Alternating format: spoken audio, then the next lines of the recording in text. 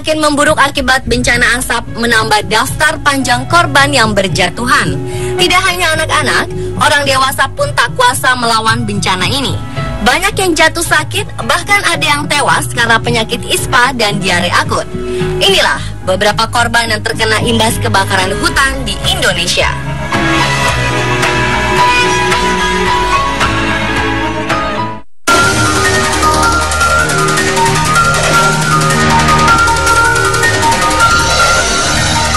Asap yang semakin sering dihirup membuat kesehatan warga semakin memburuk. Tidak hanya anak-anak, orang dewasa pun akhirnya berjatuhan. Seperti yang dialami ibu bernama Siti Alfisa ini. Dia terbaring lemas di ruang instalasi gawat darurat RSUD Dr. Doris Silvanus Palangkaraya, Kalimantan Tengah. Melihat ibunya terbaring lemas, Taufik yang masih berusia 5 tahun menangis histeris di pelukan ayahnya. Sang ayah yang juga masih dalam keadaan bingung pun akhirnya berusaha menenangkan anaknya sambil memperhatikan tim medis yang sedang merawat istrinya. Sebagai pertolongan pertama, tim medis memasangkan alat oksigen ke bagian hidung korban. Setelah 15 menit kemudian, korban baru sadar. Tim medis pun memeriksa keadaan sang ibu untuk mendapatkan perawatan intensif.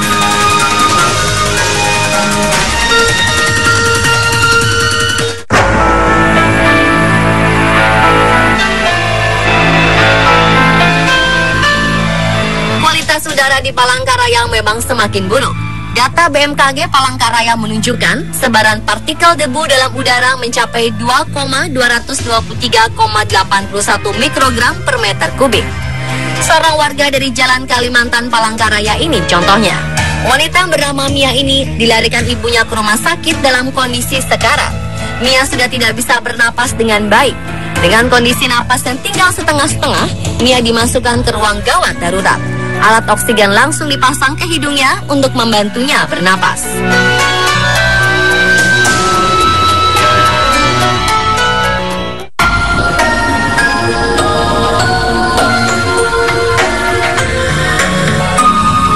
Kabut asap yang mencekik warga pun menelan korban jiwa. Seorang bayi berusia 1 tahun 3 bulan tidak sanggup lagi melawan penyakit infeksi saluran pernafasan akut yang dideritanya.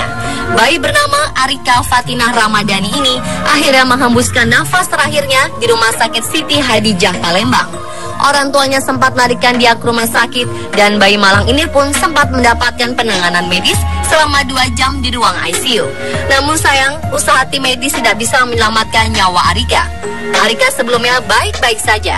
Keluarga bahkan sempat mengajak Arika berpergian ke rumah neneknya di Sila Beranti, seberang Ulu 1, Palembang hari Sabtu. Namun sepulangnya dari sana, Arika menderita batuk-batuk.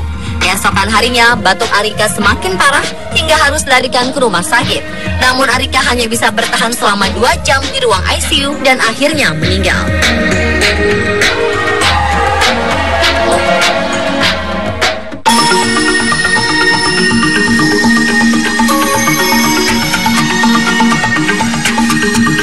Ibu rumah tangga yang baru melahirkan terpaksa memboyong 2 anaknya ke rumah kerabatnya di Kabupaten Malang, Jawa Timur karena kondisi asap di Kalimantan Tengah yang semakin memburuk. Ibu muda bernama Anggita Larasati ini takut kondisi kesehatan anak-anaknya semakin memburuk jika terus tinggal di perumahan Borneo, Kecamatan Jekan Raya, Palangkaraya, Kalimantan Tengah. Keputusan itu diambil setelah berdiskusi dengan sang suami. Pasangan ini memperhatikan kondisi kedua anaknya yang semakin menderita. Apalagi salah satu anaknya lahir pada saat bencana asap terjadi. Setelah usia anak keduanya mencapai 40 hari, pasangan keluarga muda ini pun mengungsi ke Pulau Jawa. 2 minggu berada di Pulau Jawa, sesak nafas yang diderita bayinya yang baru lahir berangsur hilang. Melihat keadaan bayinya yang semakin baik, sang suami Muhammad Habibi kembali ke Palangkaraya. Namun dia tetap meninggalkan anak dan istrinya di Pulau Jawa hingga keadaan normal.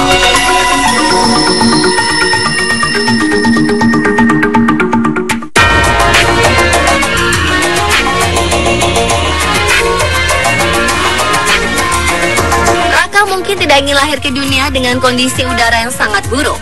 Begitu keluar dari rahim ibunya yang sangat aman baginya, Raka harus menghirup udara bercampur partikel berbahaya. Alhasil, bayi mungil ini pun langsung mengidap ispa di hari ke-17 dia lahir. Ayah dan ibu Raka sebelumnya bergantian menjaga Raka selama 24 jam untuk memantau kesehatannya.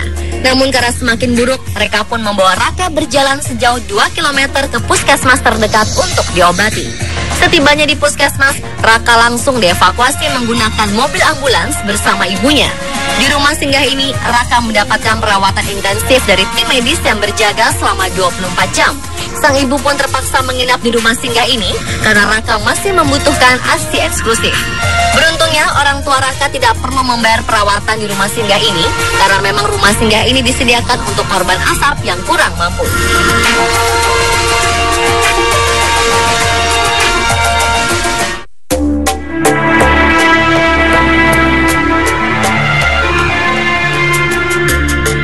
Kabut asap terus memakan korban.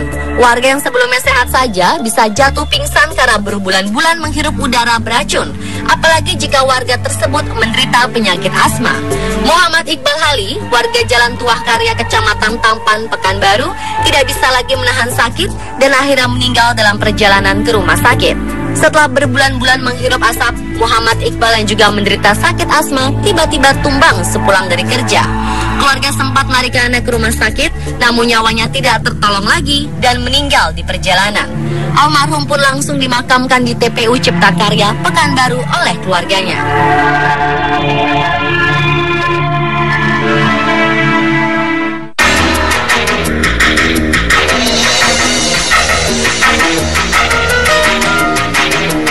Bahaya kabut asap juga diderita oleh bayi 11 bulan bernama Wirdan ini. Orang tua Wirdan dalam sebulan sudah 3 kali membawa anaknya bolak-balik ke rumah sakit.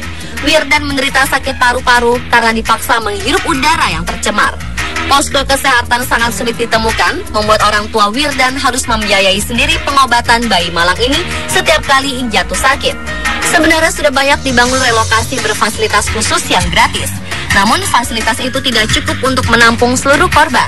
Warga masih sangat membutuhkan bangunan khusus dengan sistem pengaturan dan penyaringan udara.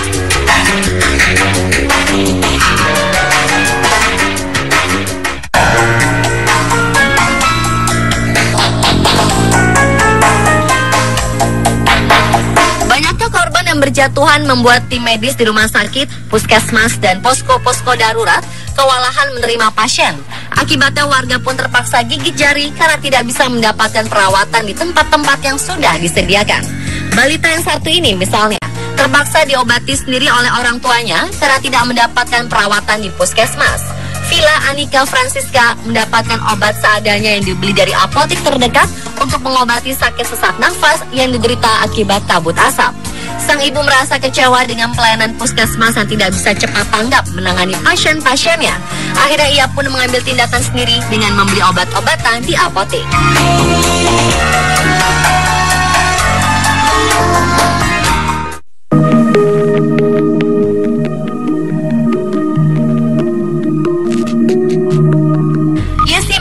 Ibu muda ini harus rela melepaskan putri kesayangannya, Ratu Agnesia, untuk selama-lamanya.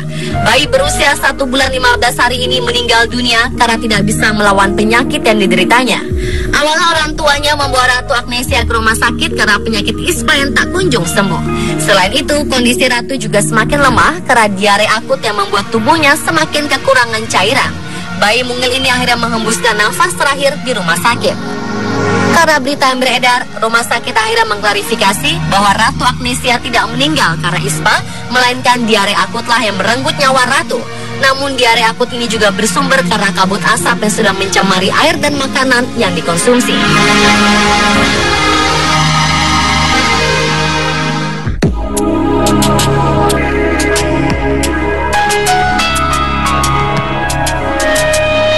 Korban jiwa karena kabut asap terus bertambah. Seorang bocah sekolah dasar di kota Waringin Timur tidak dapat menahan sakitnya bernapas, akhirnya meninggal. Sebelumnya pelajar kelas 3 SD ini memang menderita penyakit asma. Dia sempat mengeluh dirinya mengalami pusing disertai sesak napas. Orang tua korban kemudian melarikannya ke puskesmas untuk mendapatkan pertolongan. Namun setibanya di puskesmas, korban dinyatakan meninggal dunia. Orang tua korban berharap peristiwa ini menjadi peringatan bagi pemerintah untuk lebih tanggap menangani bencana kabut asap agar tidak ada lagi korban jatuh akibat kebakaran hutan.